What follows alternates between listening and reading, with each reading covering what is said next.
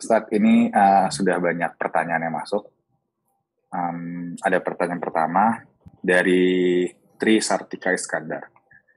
Ingin bertanya, bagaimana, Assalamualaikum Ustadz, bagaimana dengan membaca Al-Waqiah ba'da subuh, An-Naba ba'da zuhur, Ar-Rahman ba'da zuhur atau asar, dan Yasinan ba'da maghrib? Bagaimana menyikapi orang yang mengamalkan khusus amalan tersebut jika tidak ada tuntunannya?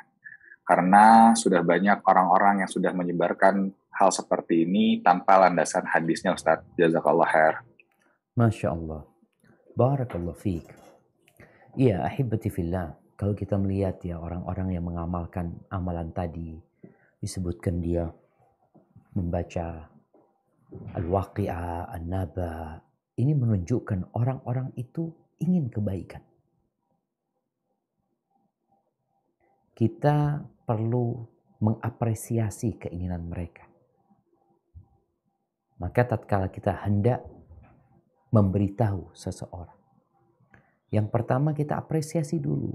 Ini karena menunjukkan dia orang yang semangat berbuat baik. Maka kita berikan arahan kepada yang lebih baik. Maksudnya yang lebih baik, karena tujuan hidup itu, kata Allah Azza wa Jalla, liyabluwakum ayyukum ahsanu amala. Untuk menguji siapa di antara kalian yang lebih baik amalannya atau yang paling baik amalannya. Amalan yang paling baik adalah amalan yang ikhlas lillahi ta'ala dan sesuai dengan tuntunan Rasulullah SAW. Mereka ini, ya kita berbaik sangka, insya Allah mereka ikhlas. Mereka ingin pahala dari Allah Azza wa Jalla. Tapi kita kasih arahan, kita sampaikan, kalau bicara baca Quran, ya kita dianjurkan ya, one day one juz. Kalau bisa hatam Quran itu, ya tiap sebulan sekali kita hatam itu. Tapi kalau mengkhususkan bacaan itu, apakah memang Nabi mengajarkannya?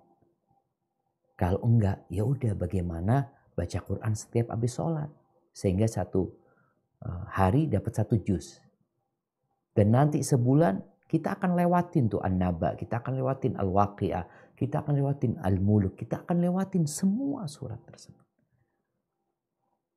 Dan memang kalau bicara sholat, bacalah ketika sholat. Engkau mau baca An-Naba umpamanya, ya baca ketika sholat, nggak ada masalah gitu. Sholat subuh mau baca An-Naba, boleh.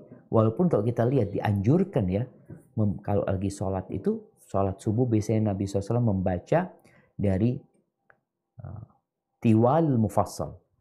Dari surat Qaf atau Al-Hujurat sampai surat An-Naba. Itu biasanya surat-surat yang beliau baca ketika sholat subuh. Para sahabat mendengarnya.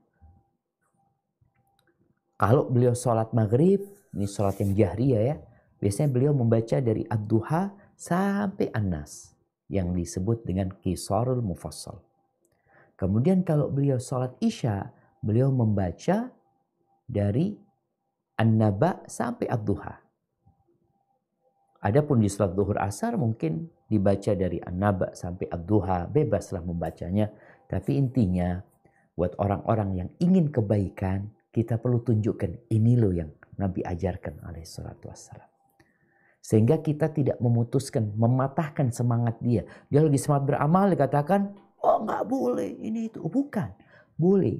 Baca Quran itu boleh. Bahkan kita diperintahkan membaca Al-Quran Karim. Tapi kalau mengkhususkan, ini masalahnya itu dimengkhususkan.